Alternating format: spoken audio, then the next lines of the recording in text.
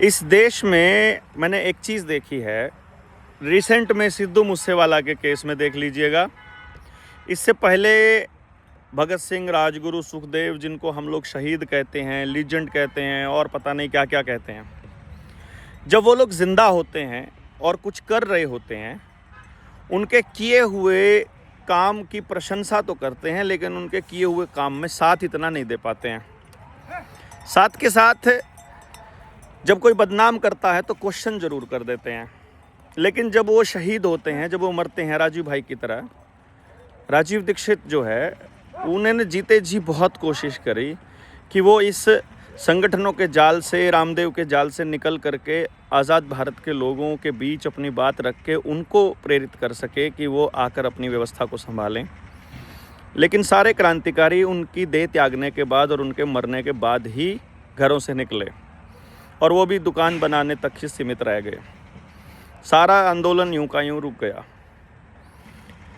हम उस शहीद को याद करते हुए एक बात सोचते हैं कि जनता सरकार मोर्चा के इन साथियों ने उस यात्रा को शुरू किया है, दोबारा से शुरू किया है, या कह लीजिए उनसे प्रेरणा पाकर अपना एक काम, अपना एक जागरण, अपना एक व्यवस्था परिवर्तन का अभियान शुरू किया है।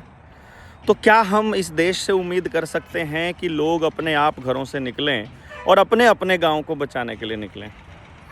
कैसे निकलना है, कैसे काम करना है, व्यवस्था को कैसे समझना है, कैसे समझाना है और किस तरह से अगले लोग तैयार करने हैं, इसके लिए बैठना तो पड़ेगा।